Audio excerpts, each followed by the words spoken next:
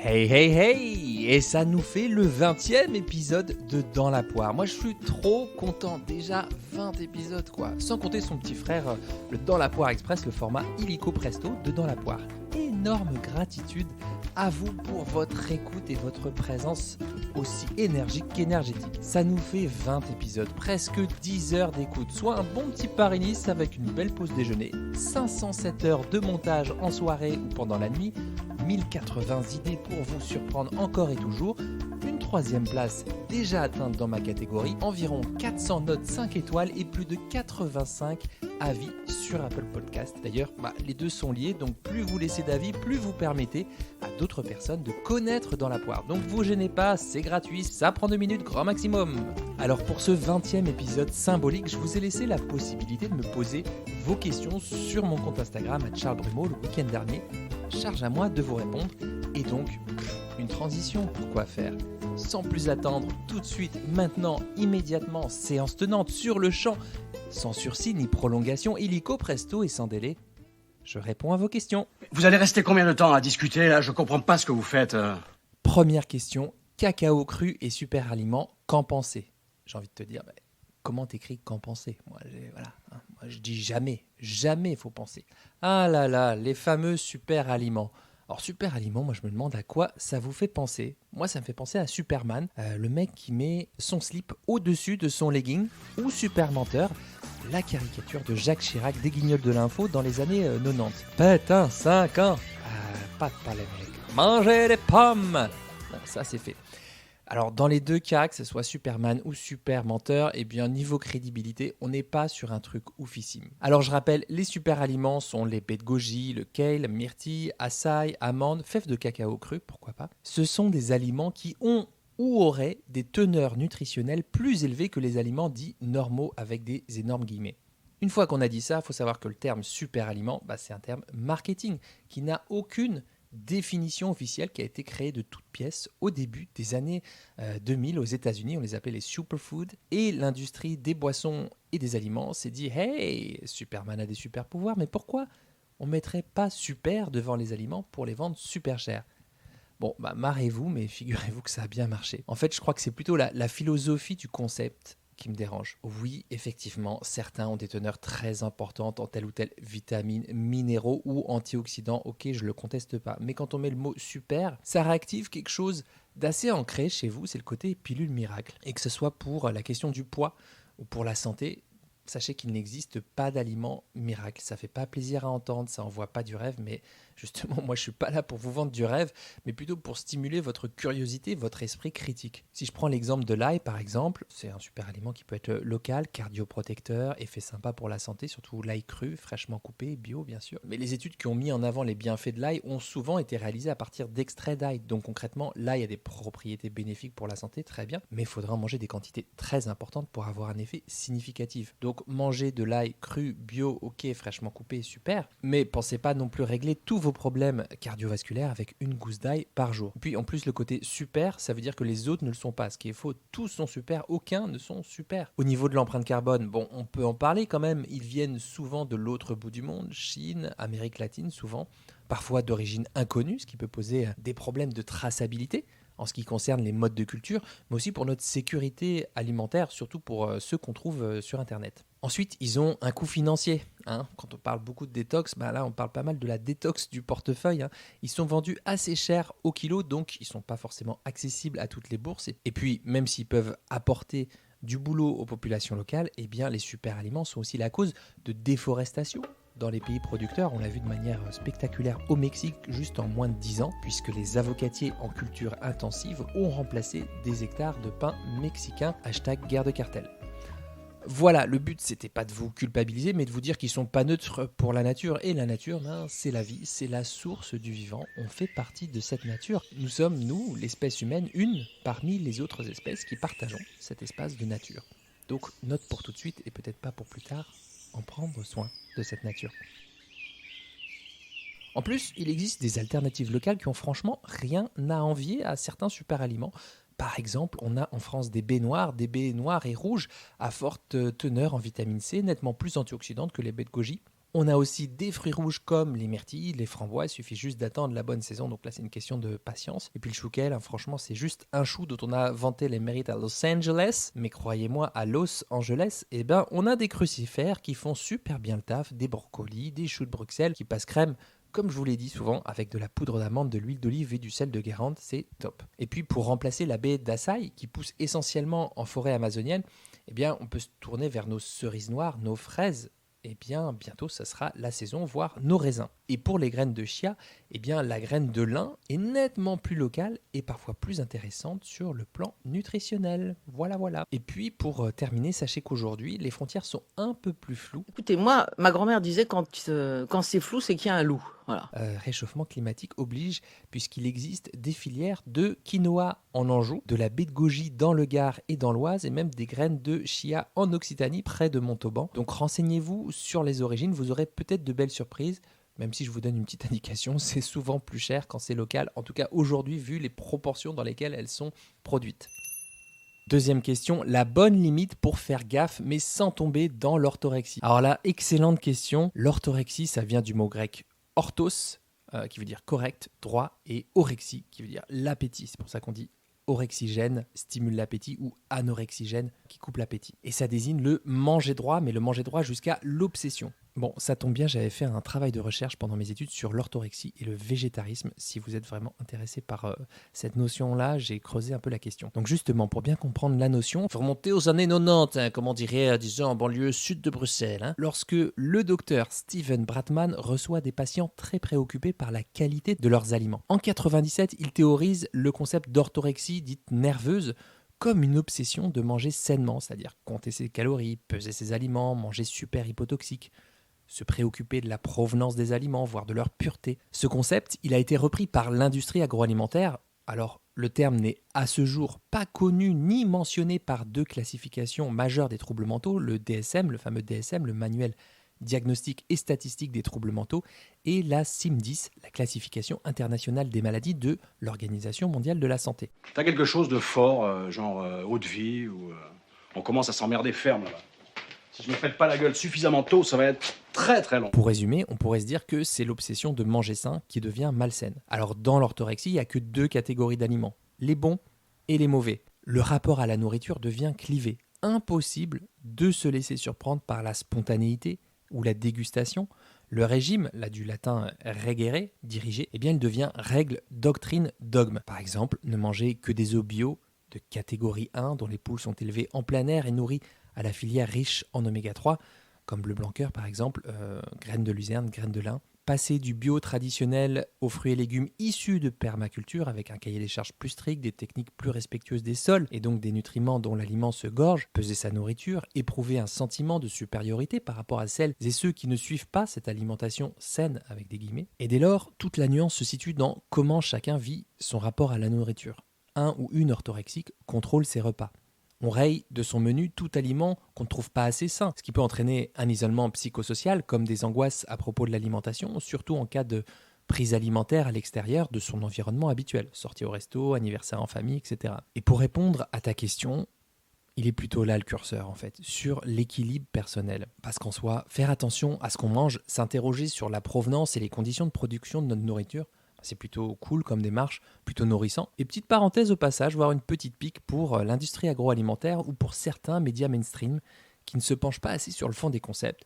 Eh bien, en fait, selon eux, on est orthorexique dès lors qu'on commence à regarder des étiquettes, à lire la composition des produits alimentaires, à regarder quel ingrédient arrive en premier, bref, à s'informer. Et ça, c'est vraiment un discours contre lequel je m'insurge totalement. Le fait de vouloir s'informer sur la qualité nutritionnelle de nos apports, de se poser des questions sur les conditions de production de notre nourriture, ça n'a rien à voir avec l'orthorexie. Je rappelle que manger, c'est quand même un de nos besoins fondamentaux. Manger, c'est un acte qu'on accomplit 3 à 4 fois par jour tout au long de notre vie. Donc je comprends que certains industriels n'aient pas envie qu'on mette le nez dans la composition des produits. Très bien, font leur job. Mais c'est pas pour ça qu'on est orthorexique, notamment, et c'est pas du tout pour alimenter la psychose, mais parce qu'on a tous et toutes assisté aux multiples scandales sanitaires du genre poulet à la dioxine fin des années 90 en Belgique, viande de cheval dans les lasagnes en 2013, etc., etc. Crise de la vache folle et j'en passe et des meilleurs. Donc, comment faire gaffe sans devenir autorexique? Parce que je pense que c'est important pour toi d'avoir la réponse à ta question. Eh bien, peut-être en se servant de la cohérence et des valeurs motrices et en ayant pour curseur ce fameux équilibre personnel. Par exemple, se demander, tiens, le fait de faire attention à ma nourriture, est-ce que ça marche pour moi? À quelle fréquence le fait de faire attention à ma nourriture, ça fonctionne pour moi? À quel pourcentage? En gros, on fait le rapport coût-bénéfice. Si vous vous rendez compte que petit à petit, ça vous désocialise, que le fait de rechercher une nourriture très optimisée, ça prend une part importante de vos ressources mentales, que vous refusez des apéros parce qu'il y aura que des chips ou des curly, que vous culpabilisez parce que vous n'avez pas mangé assez bien, entre guillemets, au regard des règles que vous vous êtes fixées, eh bien peut-être que là, le fait de faire gaffe produit des conséquences négatives dans votre vie et que se montrer un peu plus tendre et flexible envers soi-même pourra renourrir cet élan de vie. Donc pour répondre à ta question, c'est vraiment au niveau des conséquences. À un moment donné, si ça produit vraiment plus de conséquences vraiment négatif, vraiment désagréable, défavorable au regard de ton équilibre personnel, c'est quand le faire gaffe devient trop obsessionnel et ça t'interroge vraiment les conséquences sur ton niveau de bien-être, sur ton rapport aux autres, sur est-ce que ça te prend vraiment une part de charge mentale importante, quoi. Troisième question, pourquoi as-tu décidé de faire une formation en psychologie de la nutrition? Ça change un peu de la nutrie. Merci pour cette question un peu plus personnelle, Pauline. En fait, tout simplement parce que j'étais un peu frustré suite à mes apprentissages de BTS diététique. Pratiquement rien sur le comportement alimentaire, sur ce qui fait qu'on a besoin ou envie de manger. Par contre, pas mal de trucs sur comment ajuster des rations pour faire bien rentrer les 1000 mg de calcium pour tout le monde, s'y connaître sur les différents types de bactéries qui peuvent altérer la viande à telle ou telle température, ou les contraintes d'hygiène en restauration collective, par exemple. Donc voilà, il y a eu vraiment beaucoup d'apprentissage sur la nutrition pure, sur la connaissance des aliments, la biochimie, la physiopathologie, ça c'était très chouette. Et puis ensuite j'ai complété mon bagage avec une année supplémentaire en bachelor où j'ai vu des choses qui n'étaient pas forcément au programme du BTS, notamment sur les addictions, les troubles du comportement alimentaire, la nutrition du sportif, le microbiote. Mais en fait, il me manquait quelque chose comme apprendre à dire bonjour. Dis-moi bonjour. Bonjour. Non, là, t'as l'air de me dire au revoir. Dis-moi vraiment bonjour. Et redis-moi bonjour. Bonjour. Non, je l'ai loupé celui-là. Je m'en suis rendu compte après. Bonjour. Voilà, tu vois. Tu le sens de toi-même maintenant. Ouais. Je peux sourire en même temps? Tu peux si on sent dedans une certaine compassion. Bonjour. Pas trop de sourire. Non, tu vois. Ouais, bon, je plaisante un peu, mais pas tant que ça. Je crois que j'avais besoin de creuser cette voie. J'étais attiré sans vraiment savoir pourquoi. Et je crois que je ne savais pas ce que j'allais trouver dans ce diplôme universitaire, mais j'avais besoin d'y aller, tenter le truc pour découvrir, de creuser. Il y a des trucs, parfois, il y a un gut feeling, on n'explique pas vraiment, mais on a besoin d'y aller, quoi. Au terme de cette année, donc à Dijon, qui s'est fait un petit peu en distanciel, puisqu'elle a été légèrement bouleversée par la situation de cette fameuse Covid mignonne comme tout, eh bien, ça m'a fait du bien de mieux comprendre les mécanismes de régulation du corps humain, d'acceptation, de bienveillance corporelle, ce qui se joue aussi quand les sensations alimentaires sont brouillées, comment répondre à une envie de manger liée à une émotion ou à un inconfort. Et je regrette carrément pas parce qu'aujourd'hui je sais que mon accompagnement il est nettement plus dense aujourd'hui et que pour moi ça a vraiment élargi mon horizon de compréhension de l'humain et de comment ça se passe les repas entre les mammifères sociaux que nous sommes.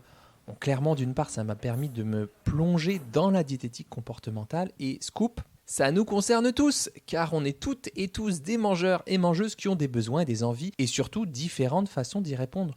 On contrôle tous et toutes, j'ai envie de vous dire, d'une manière ou d'une autre, notre alimentation, et ce contrôle, il produit des conséquences neutres, agréables, désagréables, favorables ou défavorables. Et quelque part, ça m'a surtout donné envie d'en savoir plus, en fait, de poursuivre ces apprentissages, de continuer à me former, mais aussi de réconcilier l'alimentation santé avec la dimension plaisir parce qu'on a vraiment tendance à dissocier les deux et moi je trouve ça super dommage, alors c'est devenu ma mission de vie. Et si tu veux vraiment en savoir plus, il suffit de taper psychonutritionniste sur ton moteur de recherche préféré et il y a un article complet sur mon blog www.charlesbrumeau.com sur le contenu de la formation, sur tout ce que ça m'a apporté et je crois que c'est un des premiers résultats dans ton moteur de recherche préféré, c'est facile à trouver, donc je te souhaite une bonne lecture. 4e question, adapter son alimentation au sport, à l'effort sportif. Bon, là, c'est une question très très large, mais c'est chouette que tu poses la question et vous êtes nombreux et nombreuses à m'envoyer des directs messages par Instagram pour que je fasse vraiment un podcast sur la nutrition du sportif. Et ça va arriver, c'est sûr, il faut juste me laisser un peu de temps pour m'organiser, hein, vous êtes chaud. Alors, adapter son alimentation au sport, ça dépend effectivement de l'intensité du sport, de la durée de la pratique, des objectifs que tu as effectivement. Mais on peut retenir déjà quelques grands principes. Déjà qu'il y a un temps de digestion important avant une pratique sportive. Je t'explique pourquoi. Parce que si l'effort physique a lieu pendant la digestion, il y a compétition entre l'afflux sanguin qui est utilisé prioritairement vers les muscles au détriment de l'appareil digestif. Ce qui peut entraîner une chute des performances et des troubles digestifs. Et ça, on veut éviter. Donc, compte 1h30 à 2h après avoir mangé pour démarrer l'échauffement, voire 2h30 à 3h en cas de vrai repas. Ensuite, deuxième principe, je vous parle souvent de mastication, mais là, la mastication, elle a encore plus de rigueur. Je vous renvoie à l'épisode du tout début de Dans la poire. Je crois que c'est un épisode qui s'appelle « Pourquoi et comment bien mastiquer ». En fait là, avaler son petit-déj parce qu'on n'a pas le temps avant de s'entraîner, on obtient une expérience sportive qui est nettement dégradée. Digestion alourdie, baisse des performances, assimilation en plus pas terrible, petit coup de fatigue en plus après. Puis en plus, point de vue gustatif, on a un plaisir furtif qui est avalé direct. Je trouve ça un petit peu dommage. Donc qu'est-ce qu'on fait ? On ralentit. On mange peut-être peu si on n'a pas beaucoup de temps, mais on mange efficace. On pose sa fourchette ou sa cuillère entre deux bouchées. On finit ce qu'on a en bouche avant de continuer à se nourrir. Troisième principe, que c'est chouette de miser sur des aliments plutôt assimilables sans trop de travail digestif. Par exemple, les aliments assez gras du genre avocat, friture, beignets, plats en sauce, on va plutôt les placer à distance de l'effort sportif, tout comme les aliments trop fibreux, comme les légumes, comme les légumes à goût fort, comme les choux, le chou rouge, chou vert, chou fleur, etc. Les poivrons, la rhubarbe, le fenouil, l'oignon, les artichauts, idem pour l'ananas, la figue, la rhubarbe, tout ça parce que pour les aliments gras, en tout cas, ça va ralentir la vidange gastrique, c'est la vidange de l'estomac. Or, ce qu'on cherche avant l'effort, c'est une digestion courte et efficace pour que l'afflux sanguin aille prioritairement aux muscles plutôt que vers l'appareil digestif. Donc, on mise sur des aliments plutôt assimilables, par exemple des petites crêpes sucrées au citron avec des parts de cake aux fruits secs, des pains d'épices, de la semoule fine au lait de votre choix. Par exemple, si l'entraînement est en début de journée. Après l'effort, on dit que le combo glucides-protéines animales est plutôt bien assimilé. Donc, je donne toujours l'exemple du poisson blanc avec du riz et un petit peu de légumes cuits, les fibres un petit peu plus douces que les crudités, par exemple. Ça, c'est chouette si la muqueuse intestinale était bien malmenée par du sport intense. Maintenant, si ton activité était moyennement intense et que tu pouvais totalement parler pendant la demi-heure d'activité, une alimentation équilibrée suffira.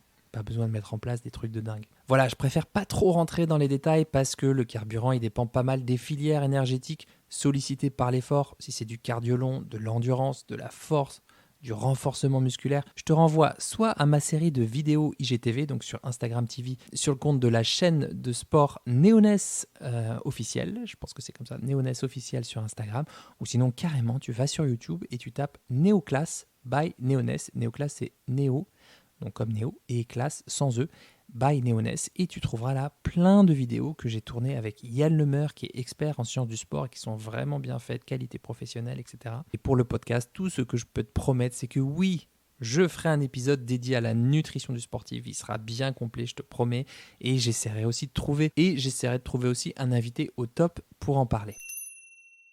Ensuite, autre question, est-il vrai qu'il ne faut pas manger de viande le soir ? Ah, bonne question ça. En fait, vous avez toujours des bonnes questions. Là, ça sert à rien que je dise, vous avez toujours des bonnes questions, vous êtes trop chou. En fait, on disait surtout ça pour la viande rouge parce qu'elle était plus grasse, plus longue et difficile à digérer et que donc, elle pouvait perturber l'endormissement. C'est pour ça qu'on disait qu'il ne fallait pas en manger le soir. Aujourd'hui, c'est un peu la même doxa, mais le fondement a un petit peu changé. C'est encore lié au sommeil, mais pour d'autres raisons. Alors, en fait, c'est plutôt adapté de consommer des protéines animales le matin parce qu'elles favorisent la production de dopamine, qui est un neurotransmetteur à l'origine de l'éveil et de la motivation.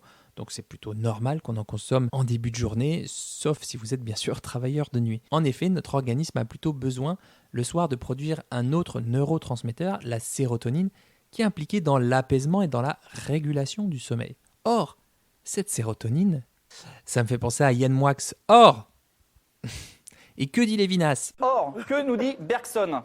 Que le rire est le plaquage de la mécanique sur du vivant et qu'il se rend invisible à lui-même en devenant visible à tout le monde. Prenons un exemple. Vous allez voir, c'est très drôle. Or, cette sérotonine est synthétisée à partir du tryptophane, un acide aminé que l'on trouve dans les protéines d'origine végétale, légumineuses, donc lentilles, pois chiches, fèves par exemple, soja, dans le riz complet, la banane, les amandes, les graines de tournesol, le chocolat, et on en trouve aussi dans les viandes et les volailles. Mais le petit souci, c'est que les protéines animales contiennent, elles, des acides aminés qui vont entrer en compétition avec le tryptophane. Donc, il sera moins bien assimilé, il va donc moins passer ce qu'on appelle la barrière hémato-encéphalique, il va moins passer dans le cerveau et donc moins produire de sérotonine. Donc au final, on va avoir un endormissement qui sera moins facilité. Voilà pourquoi on dit qu'il ne faut pas manger de viande le soir, mais je ne voudrais pas vous rajouter une énième règle de plus. Et dans la poire, il n'est pas là pour ça. La mission de ce podcast, c'est plutôt que vous vous occupiez de votre assiette sans forcément vous en préoccuper. Voilà. Ça fait pas mal d'infos tout ça, mine de rien, cette FAQ, c'est pas mal d'infos à digérer, prenez le temps. En tout cas, que vous soyez d'accord ou non avec tout ce qui a été dit, je serais ravi d'en discuter avec vous sur les réseaux sociaux, sur mon compte Instagram ou sur YouTube à Charles Brumeau. N'hésitez pas à partager le podcast autour de vous, vous êtes au top. Bon appétit de vivre et à très très vite pour un nouvel épisode de Dans la poire. Si vous avez appris au moins une seule chose dans cet épisode, le meilleur moyen pour soutenir mon travail et m'aider à faire connaître Dans la poire, c'est de le partager.